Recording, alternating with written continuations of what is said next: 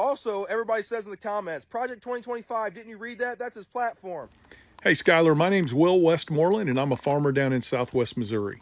And I just wanted to reach out to you and tell you that I am not an FAFO kind of guy. We probably disagree with each other on everything political, but there's a very specific reason why people are getting upset with you. And I wanted to explain that to you if you'd be willing to listen to an older guy kind of walk you through the process. Now, I'm not an FAFO guy because I know what's going to happen to poor people, the elderly, children, single moms, and over 250 million people every night around the world that go to bed hungry if the American farmer and rancher is run out of business because of Trump's policies. And that's what I want to explain to you tonight if you'll listen to me. I also wanted to let you know I sent you a private message. And if you ever want to get on the phone and you want to talk about the issues that Trump is forwarding that are bad for agriculture, I'd be willing to do that, and I'd be willing to listen to your arguments as well. I also want to let you know that I've been a political consultant for over 30 years. I want to be right up front about that. I do that in addition to farming. And I want you to know a lot of younger people don't know, and I don't mean that in a condescending way, but more of an educational way.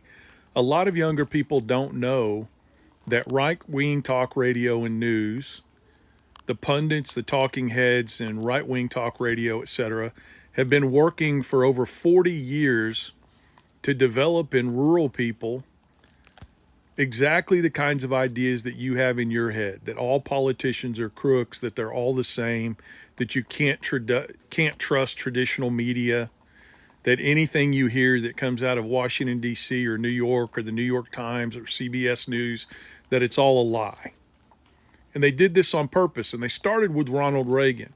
We used to have what's called a fairness doctrine in this country, where if you were a radio station or a television station and you were using the public airwaves to present a message, we had a fairness doctrine where you were required by law to share the other side of the story. And President Ronald Reagan, who was president when I was in high school and a little bit younger than that, had the fairness doctrine eliminated. He had it taken out of the books. And there was a specific reason for that. It was designed so that organizations like Fox News and right-wing talk radio could start spreading the lie that all mainstream media was bad. Now, this was during the time of Walter Cronkite and Dan Rather, all the other news heads that we had out there that were highly respected. But it was a strategy to make it so that the airwaves no longer had to present an unbiased case.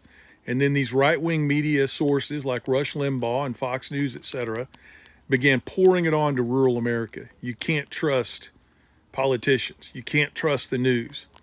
And what they did is they focused on destroying the trust in these institutions so that they could replace it with another institution.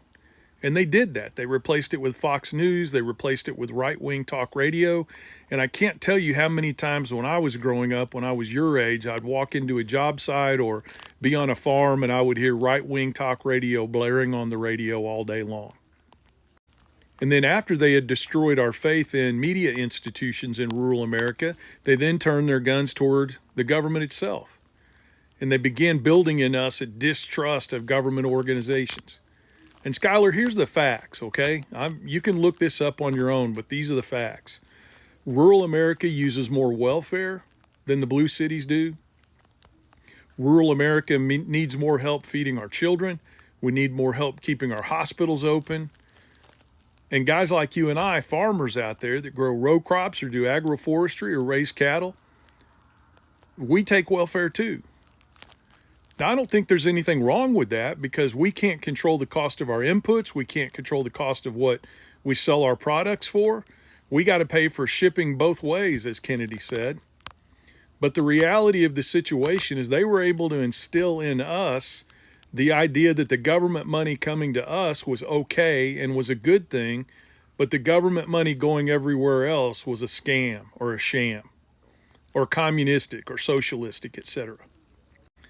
So it reached a fever pitch finally where a lot of rural people, over 70% of rural farmers and ranchers, only believe the Fox Newses and the talk radio. And when they came to you and told you that Trump wasn't going to implement Project 2025 and that he didn't have anything to do with it, you believe that. And you're not alone.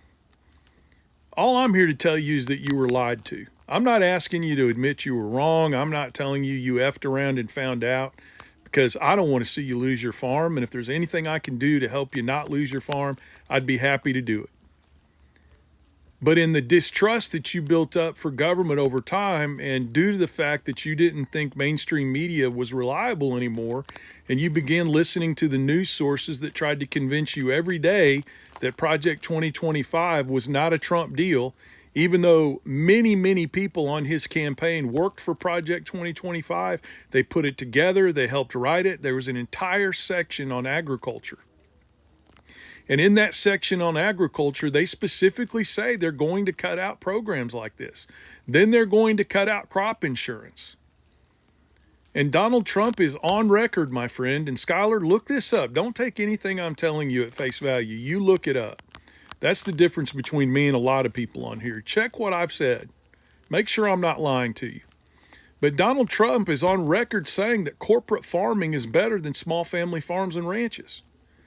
And Skylar, that's what they're trying to do. They're trying to corporatize agriculture.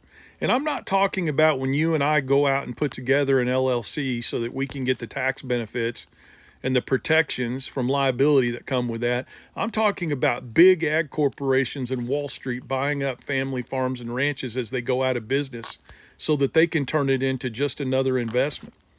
In the last 10 years, we've broken every single record in regard to the number of farms and ranches being bought up by investment companies in the United States.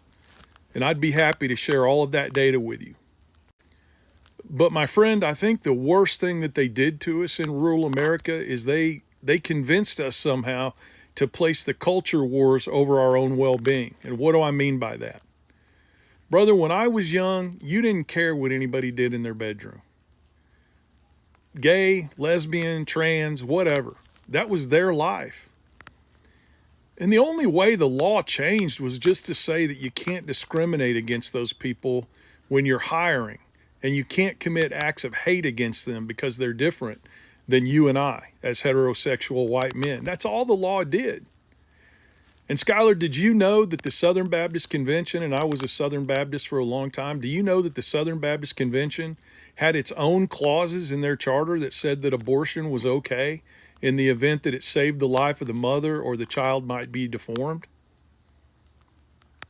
But it was political hacks in the religious Christian movement that came in and politicized the abortion topic in order to get folks like you and I in rural America to turn against it. So I'm not here to tell you F-A-F-O, brother. I know how hard you work every day, and I know what you're trying to do for your family because I'm doing the same thing. And you may listen to what I have to say, and you may just think this is the most ridiculous thing I've ever heard. But I hope you'll listen to it with an open mind, and I hope you'll double check and research what I've told you. Because the truth of the matter is we've been lied to. So at this stage, I'm not even asking you to say you were wrong. I'm just asking you to admit that you were lied to. Trump was forwarding Project 2025. He just hired the guy to oversee cost and contracts in the federal government that wrote Project 2025. We were lied to, my friend. And nobody's going to judge you if you just admit that you were lied to and you made decisions based on the fact that you thought these contracts were going to be kept and that you were lied to. And then the next step is get involved with us to fight back. It doesn't make you a Democrat. It doesn't make you a turncoat. It just means you see wrong when it occurs and you fight back against it. Anyway, I hope that makes sense, and have a great day.